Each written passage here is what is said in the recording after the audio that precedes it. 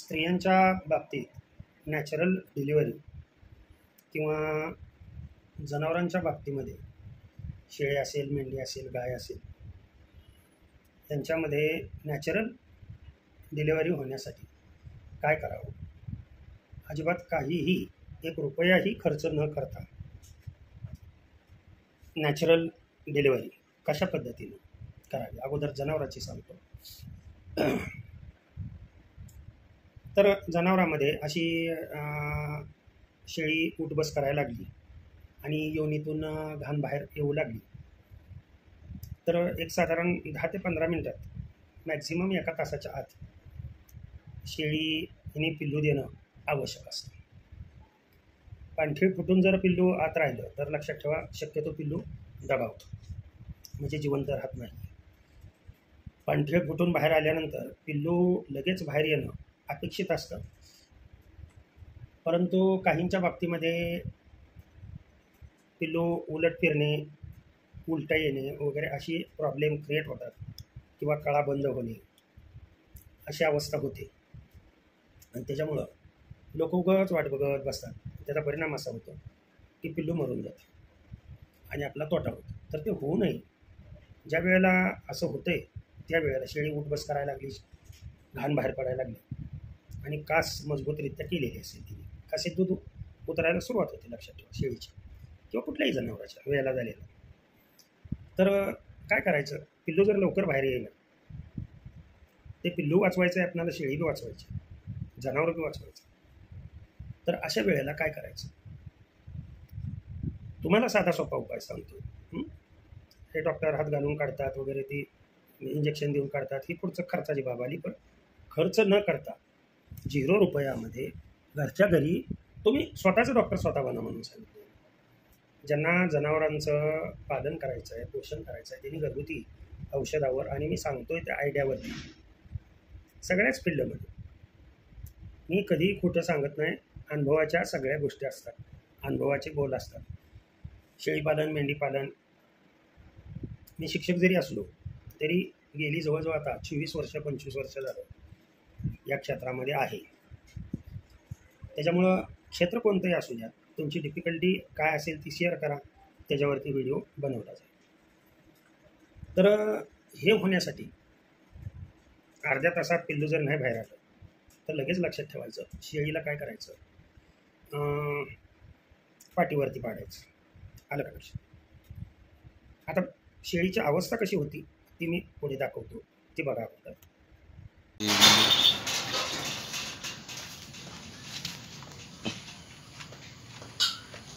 कास पण दाखवायला पाहिजे ना, कास व्यवस्थित घाण पडले ते लक्ष दे, त्यांचे लक्ष दे.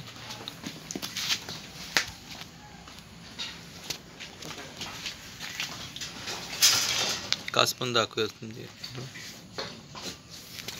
सर बघितलं की लगेच सांगतो एवढे मत बस केवढं आहे ना. पोट कसं ना,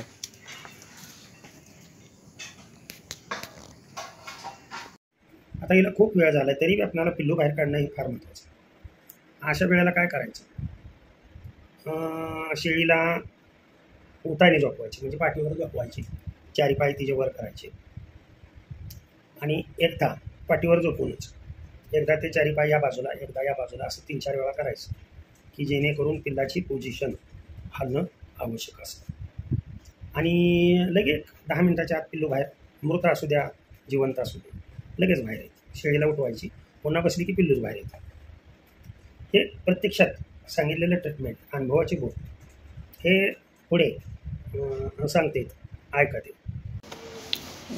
सर्वांना नमस्कार. मी राजेंद्र पटेल सांगलीहून तुमच्याशी बोलत आहोत. बाई सरांच्यामुळं मी शेळीपालन व्यवसाय निवडलेला आहे. स्वतः मी एक प्राध्यापक आहे, भरपूर वेळ माझ्याकडे मिळतो आणि या दृष्टिकोनातून मी माझं शेळीपालन करतो आहे. गेली 4 वर्षे मी शेळीपालनामध्ये करत आहे. सध्या माझ्याकडं जातिवंत शेळ्या आहेत आणि टोटल माझ्याकडे आता 12 शेळ्या आहेत माझ्याकडं.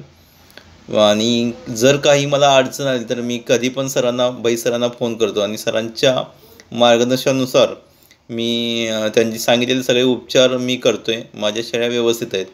पण काल एक अशी वेगळी घटना घडली जी अतिशय दुर्दैवी आहे, ज्याला आम्ही एकदम तळहाताप्रमाणे पोचलेली एक पाट होती, पहिला रोज पाट होती आणि ही पाट गाभ होती आणि गाभ असताना काल तिला 5 महिने पूर्ण झाले. परंतु प्रॉब्लेम असा झाला की शेळी थोड्या वेळात येईल असा आमचा एक समज झाला आणि शेळी काही आली नाही, पण कासेमध्ये दूध भरपूर होतं.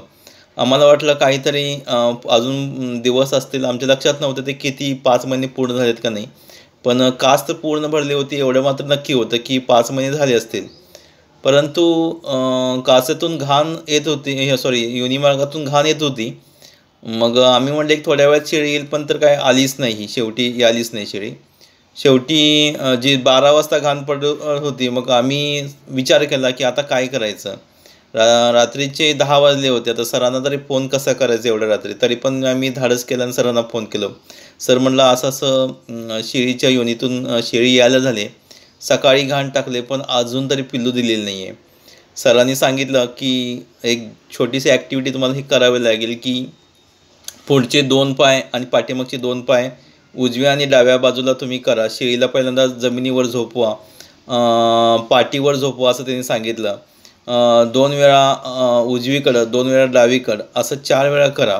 आम्ही ती ॲक्टिव्हिटी व्यवस्थित केली. 2 वेळा उजवीकडे, 2 वेळा डावीकडे असे 4 वेळा केल्यानंतर शेळीनी साधारण 10 ते 15 मिनटामध्ये पिल्लू दिलं. पण दुर्दैवाने असं झालं की पिल्लू मृत घोषित होतं. ते मृत आलं, पिल्लू बाहेर आलं. एक चांगल्या पाटीला तिनं जन्म दिला होता, पण आमच्या चुकीमुळं किंवा आम्ही भाईसरांच्याशी लगेच संपर्क न साधल्यामुळं आम्ही आमचं पिल्लू वाचवू शकलो नाही. पण आता अशा गोष्टीमध्ये जर शेळीनं जर लगेच पिल्लू जर नाही दिलं, शेळी यादी झाली असताना तिनं जर लगेच घाण टाकली तर पिल्लू लगेच बाहेर येणं अपेक्षित असतं. आणि याच्यासाठी आपण सरांनी सांगितलेले जर मेथड फॉलो केली, साधारणतः 4 वेळा उजवीकडे आणि 4 डावीकडे पाडून शेळीचे दोन्ही पाय केले तर नक्की पिल्लं लगेच ती बाहेर देते. हे माझा अनुभव आहे. काल सरांच्या मार्गदर्शनामुळे माझी शेळी वाचलेली आहे.